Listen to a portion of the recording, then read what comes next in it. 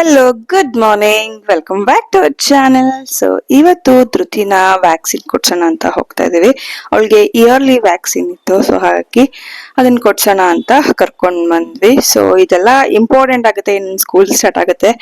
Viral fever ಅದು ಇದು ಅಂತ ಇರುತ್ತೆ. ಸೊ ಅದನ್ನ ಪ್ರೊಟೆಕ್ಟ್ ಮಾಡಬೇಕು ಅಂದ್ರೆ ಇವೆಲ್ಲ ಕೊಡಿಸ್ಲೇಬೇಕು ಅಲ್ವಾ. ಸೊ ಅದಾದ್ಮೇಲೆ ಬಂದ್ಮೇಲೆ ಸ್ವಲ್ಪ ಗ್ರೋಸರೀಸ್ ಎಲ್ಲ ತರಿಸಿದ್ದೆ, ತರಕಾರಿ ಸೊಪ್ಪು ಎಲ್ಲ. ಸೊ ಅದನ್ನೆಲ್ಲ ಎತ್ತಿಟ್ಕೊಂಡು ನಂತರ ಇವಾಗ ಲಂಚ್ಗೆ ರೆಡಿ ಮಾಡ್ಕೊತಾ ಇದ್ದೀನಿ. ಸೊ ಇವತ್ತು ನೀನೇ ಮಾಡು ಅಂತ ಅಂದ್ರು, ಹಾಗಾಗಿ ಇವತ್ತು ಪಾಲಕ್ ಸೊಪ್ಪು ಎಲ್ಲ ಹಾಕಿ ಪಲಾವ್ ಮಾಡೋಣ ಅಂತ ಅದನ್ನ ರೆಡಿ ಮಾಡ್ಕೊತಾ ಇದ್ದೀನಿ. ಸೊ ಈ ತರ ನಾರ್ಮಲ್ ಆಗಿ ನಾನು ಮಾಡ್ತಾನೆ ಇರ್ತೀನಿ. ಸೊ ಹೊಸ ಹೊಸ ರೆಸಿಪಿಗಳೆಲ್ಲ ಟ್ರೈ ಮಾಡ್ತಾ ಇರ್ತೀನಿ. ನಿಮಗೇನಾದ್ರು ನನ್ನ ರೆಸಿಪೀಸ್ ಬೇಕು ಅಂತ ಅಂದ್ರೆ ನನ್ನ ಇನ್ಸ್ಟಾಗ್ರಾಮ್ ಚಾನಲ್ ಇದೆ. ಸೊ ಡಿಸ್ಕ್ರಿಪ್ಷನ್ ಬಾಕ್ಸ್ ಅಲ್ಲಿ ಲಿಂಕ್ ಸಿಗುತ್ತೆ, ಅಲ್ಲಿ ಹೋಗಿ ಚೆಕ್ ಮಾಡಿ.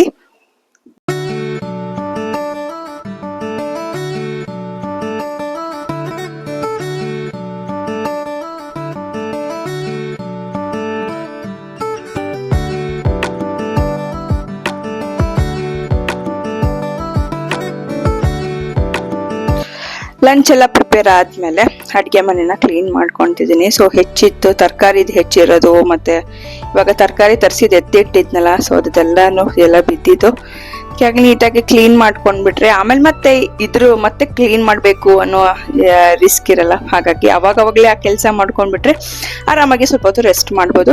ಇವಾಗ ತುಂಬಾನೇ ವೈರಲ್ ಆಗಿರುವಂತಹ ಇನ್ಸ್ಟೆಂಟ್ ಮಾವಿನಕಾಯಿ ಉಪ್ಪಿನಕಾಯಿನ ಟ್ರೈ ಮಾಡಿದೆ, ತುಂಬಾನೇ ರುಚಿಯಾಗಿ ಬಂದಿತ್ತು. ಈ ರೆಸಿಪಿ ಬೇಕು ಅಂದ್ರೂ ಕೂಡ ನನ್ನ ಡಿಸ್ಕ್ರಿಪ್ಷನ್ ಬಾಕ್ಸ್ ಅಲ್ಲಿ ಸಿಗುತ್ತೆ, ಅಲ್ಲಿ ಹೋಗಿ ಚೆಕ್ ಮಾಡಿ. ಅದಾದ್ಮೇಲೆ ಜೊತೆಗೆ ಊಟ ಮಾಡಿಸಿ ಮಲಗ್ಸೋಣ ಅಂತ ಮಲಗಿಸಿದೀನಿ. ಇವತ್ತೊಂದು ತುಂಬಾ ಕೈನೇ ಬಿಡ್ತಿರ್ಲಿಲ್ಲ, ಈ ವ್ಯಾಕ್ಸಿನ್ ಬೇರೆ ಕೊಡ್ಸಿದ್ವಲ್ಲ, ಸ್ವಲ್ಪ ಲೈಟಾಗಿ ಜ್ವರ ಕೂಡ ಬಂದಿತ್ತು. ಹಾಗಾಗಿ ನನ್ ಮೇಲೆ ಹಾಕೊಂಡು ಅವಳು ಮಲ್ಕೋತೀನಿ ಅಂದ್ಲು. ಸೊ ಅಲ್ಲಿ ಹಂಗೆ ಮಲಗಿಸ್ಕೊಂಡೆ. ಮಕ್ಳಿಗೆ ಹೀಗೆ ಹುಷಾರಿಲ್ಲ ಅಂದಾಗ ಸೊ ತಾಯಂದ್ರಿಗೆ ತುಂಬಾನೇ ಬೇಜಾರಾಗುತ್ತೆ ಅಲ್ವಾ. ನನ್ಗಂತೂ ಧೃತಿ ಮುಖಾನೇ ನೋಡಕ್ಕಾಗಲ್ಲ, ನನ್ಗೇನೆ ಒಂಥರ ಬೇಜಾರಾಗೋಗ್ಬಿಡುತ್ತೆ. ಆ ಟೈಮಲ್ಲಂತೂ ತುಂಬಾ ಕ್ರ್ಯಾಂಕಿ ಆಗಿರ್ತಾರೆ. ಹಾಗಾಗಿ ಅವಳಿಗೆ ಏನ್ ಬೇಕು ಹಂಗೆ ನಾನು ಮಾಡಕ್ ಟ್ರೈ ಮಾಡ್ತೀನಿ. ಅದಾದ್ಮೇಲೆ ಈವ್ನಿಂಗು ಕಾಫಿ ರೆಡಿ ಮಾಡ್ತಾ ಇದೀನಿ. ಸೊ ನಮ್ಗೆ ಈವ್ನಿಂಗ್ ಅಲ್ಲಿ ಕಾಫಿ ಇಲ್ಲ, ಬೆಳಗ್ಗೆ ಹೆಂಗೋ ಸ್ಕಿಪ್ ಮಾಡ್ಬಿಡ್ಬೋದು, ಈವ್ನಿಂಗ್ ಟೈಮಲ್ಲಿ ಸ್ಕಿಪ್ ಮಾಡೋದು ಸಾಧ್ಯನೇ ಇಲ್ಲ. ಸೊ ಅವಳಿಗೆ ಹಾಲು, ನಮ್ಗೆ ಕಾಫಿ, ಹಾಗೆ ಬರತ್ ಬೇಗ ಊಟ ಮಾಡಿದ್ರು ಇವತ್ತು. ಹಾಗಾಗಿ ಅವಳು ಒಂದ್ ಸ್ವಲ್ಪ ಬಿಸ್ಕೆಟ್ ಕೊಡೋಣ ಅಂತ ಬಂದೆ. ಸೊ ಇವಾಗ ಅವಳು ನೋಡಿ ಸಿಟ್ ಮಾಡ್ಕೊಂಡು ಸೈಡಿಗೆ ಕುತ್ಕೊಂಡಿದ್ಲು. ಅವಳನ್ನ ಸಮಾಧಾನ ಮಾಡ್ಕೊಂಡು ಅವ್ರಪ್ಪಂಗೆ ಕಾಫಿ ಕೊಟ್ಬರೋಣ ಅಂತ ಕರ್ಕೊಂಡು ಹೋದೆ. ಬರತ್ತಿಗೆ ಕಾಫಿ ಕೊಟ್ಬಿಟ್ಟು ನಾನು ಮತ್ತೆ ಅಮ್ಮ ಇಬ್ಬರು ಕೂತ್ಕೊಂಡು ಮಾತಾಡ್ಕೊಂಡು ಕಾಫಿನ ಕುಡಿದ್ವಿ. ಅದ್ರ ಜೊತೆಗೆ ಧೃತಿ ಕೂಡ ಅವಳು ಅಮ್ಮಮ್ಮ ಅಂತ ಕರೀತಾಳೆ, ಸೊ ಅವ್ರನ್ನ ಕಿತಾಪತಿ ಮಾಡ್ತಾ ಕೂತಿದ್ಲು. ನೆಕ್ಸ್ಟ್ ನನ್ನ ಆದ್ಮೇಲೆ ನೆಕ್ಸ್ಟ್ ಇವಳೇ ಮಾಡೋದು ವ್ಲಾಗ್ ಅಲ್ವಮ್ಮ. ಸೊ ಇವತ್ತು ಅಮ್ಮ ಇದಾರಲ್ವ ನನ್ನ ಜೊತೆ, ಸೊ ಹಾಗಾಗಿ ಧೃತಿ ಕಬೋರ್ಡ್ ಎಲ್ಲ ಕ್ಲೀನ್ ಮಾಡಬೇಕು. ಅದನ್ನ ಇವಾಗ ಮಾಡಬೇಕು ಕೆಲಸ. ಸೊ ಬನ್ನಿ ಫಸ್ಟ್ ಇವಾಗ ಕಬೋರ್ಡ್ ಕ್ಲೀನ್ ಮಾಡಿ. ಸೊ ನೋಡಿ ಹೆಂಗಾಗಿದೆ, ಗಲೀಜಾಗಿ ಹೋಗ್ಬಿಟ್ಟಿದೆ. ಎಲ್ಲ ನೀಟಾಗಿ ಕ್ಲೀನ್ ಮಾಡೋಣ ಒಂದೊಂದಾಗಿ. ಒಬ್ಬಳೇ ಮಾಡೋಕ್ಕೋದ್ರೆ ತುಂಬ ಬೋರ್ ಆಗುತ್ತೆ. ಸೊ ಈ ಕೆಲಸ ನನಗೆ ಮಾಡೋದಕ್ಕೆ ಇಂಟ್ರೆಸ್ಟ್ ಇಲ್ಲ ಅಷ್ಟೊಂದು. ಹಾಗಾಗಿ ಯಾರು ಜೊತೆಲಿದ್ದರೆ ಮಾಡ್ತೀನಿ. ಅಮ್ಮ ಬಂದಿದ್ದಾರೆ, ಸೊ ಹಾಗಾಗಿ ಈಗ ಮಾಡೋದು. ಮತ್ತೆ ಇವಾಗ ಬಟ್ಟೆ ಮಡ್ಸಕ್ ಸ್ಟಾರ್ಟ್ ಮಾಡ್ಕೊಂಡ್ವಿ. ಸೊ ಕೆಲವೊಂದು ಡಿಕ್ಲೆಟರ್ ಮಾಡ್ಕೊಂಡೆ, ಅವಳಿಗೆ ಆಗದಲ್ಲೇ ಇರೋದು ಸ್ವಲ್ಪ ತುಂಬಾ ಹಳೆಯದಾಗಿರೋದನ್ನೆಲ್ಲ ಡಿಕ್ಲೆಟರ್ ಮಾಡಿ ಸೈಡಿಗೆ ಎತ್ತಿಟ್ಕೊಂಡೆ. ಆ ಬಟ್ಟೆ ಎಲ್ಲ ಕಸದ ಆಂಟಿ ಬರ್ತಾರೆ, ಸೊ ಅವ್ರು ಕೇಳಿದ್ರು ನನಗ್ ಕೊಡಿ ಅಂತ, ಅವ್ರ ಮಗಗ್ ಬೇಕು ಅಂತ. ಸೊ ಹಾಗಾಗಿ ಅದನ್ನ ಎತ್ತಿಟ್ಕೊಂಡು ಮಿಕ್ಕಿದ್ನೆಲ್ಲ ನೀಟಾಗಿ ಜೋಡಿಸ್ಕೊಂತಾ ಇದೀನಿ.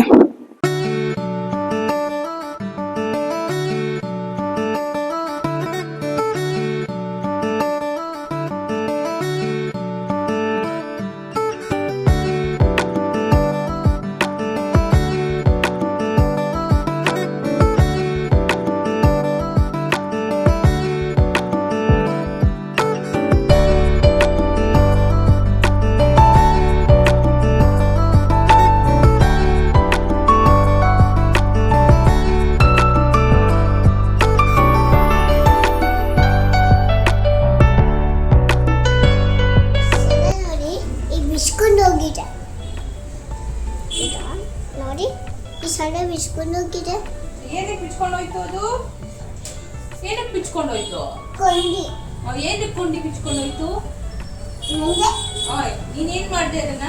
ಕಷ್ಟೇ. ನಾನು ಹೇಳು, ಹೇಳು. ನಾನು ಕಷ್ಟಿದೆ ಅದಕ್ಕೆ.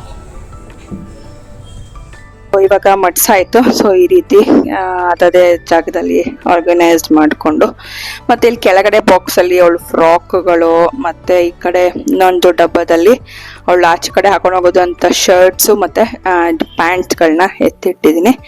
ಸೊ ಈ ರೀತಿ ನೀಟಾಗಿ ಜೋಡಿಸ್ಕೊಂಡೆ, ಆರ್ಗನೈಸ್ ಮಾಡಿಕೊಂಡೆ ಅವಳ ಬಟ್ಟೆನ. ಅದಾದ್ಮೇಲೆ ಇವಾಗ ಧೃತಿಗೆ ಸೂಪ್ ಬೇಕು ಅಂತಂದ್ಲು. ಅವಳು ಊಟ ತಿಂಡಿ ಏನೂ ಮಾಡ್ತಿರ್ಲಿಲ್ಲ, ಹಾಗಾಗಿ ಸೂಪ್ ಬ್ರೊಕೋಲಿ ಇತ್ತು, ಅದ್ರ ಬ್ರೊಕೋಲಿ ಅಂದರೆ ಅವಳಿಗೆ ತುಂಬ ಇಷ್ಟ, ಹಾಗಾಗಿ ಅದ್ರ ಸೂಪ್ ಕುಡಿತೀನಿ ಅಂದ್ಲು. ಅದನ್ನ ಮಾಡೋಕೆ ಅಂತ ಬಂದೆ.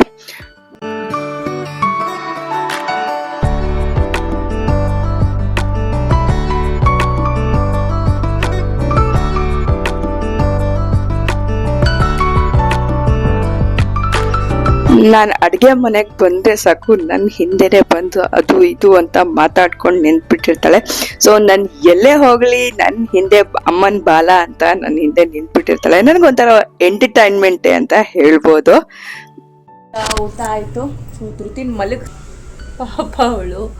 ಸೊ ಪಾಪ ಕಾಲೆಲ್ಲ ತುಂಬ ನೋವು ಅಂತ ಇದ್ಲು. ಸೊ ವ್ಯಾಕ್ಸಿನ್ ಕೊಡಿಸಿದ್ವಲ್ಲ, ಸೊ ಅದನ್ನೆಲ್ಲ ನೋಡಿದಾಗ ನಂಗೊಂಥರ ಪಾಪ ಅನಿಸುತ್ತೆ, ಯಾಕೆ ಕೊಡಿಸ್ಬೇಕು ಅನಿಸುತ್ತೆ.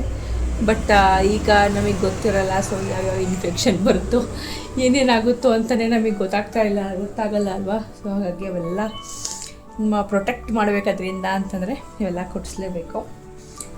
ಸೊ ಹಂಗೆ ಅಂದ್ಕೊಂಡು ಸಮಾಧಾನ ಮಾಡ್ಕೊತೀನಿ ನಾನು. ಹಾಗಾಗಿ ಸ್ವಲ್ಪ ಲೈಟಾಗಿ ಜ್ವರ ಬಂದಿದೆ, ಮೆಡಿಸಿನ್ ಹಾಕಿದ್ದೀನಿ.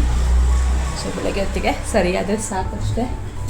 ಸೊ ನಾವು ಇವಾಗ ಮಲ್ಕೊಬೇಕು. ಸೊ ಇಷ್ಟೇ. ಸೊ ಅಂತೂ ಇಂತೂ ಗುರುವಾರ ಮುಗ್ದೇ ಹೋಗ್ಬಿಡ್ತೆ ನೋಡಿ. ಸೊ ದಿನಗಳು ಹೋಗ್ತಿರೋದೇ ಗೊತ್ತಾಗಲ್ಲ. ಇನ್ನೊಂದು 4 days ಹೋದರೆ ಧೃತಿಗೂ ಕೂಡ ಸ್ಕೂಲ್ ಸ್ಟಾರ್ಟ್ ಆಗೋಗ್ಬಿಡುತ್ತೆ. ಸೊ ಆಮೇಲಂತೂ ಕೇಳಂಗಿಲ್ಲ, ಫುಲ್ ಬ್ಯುಸಿ ರೂಟೀನ್ ಹೋಗ್ಬಿಡುತ್ತೆ. ಸೊ ಹೀಗೆ ನಮ್ಮ ಜೀವನ ನಡೀತಾ ಇದೆ.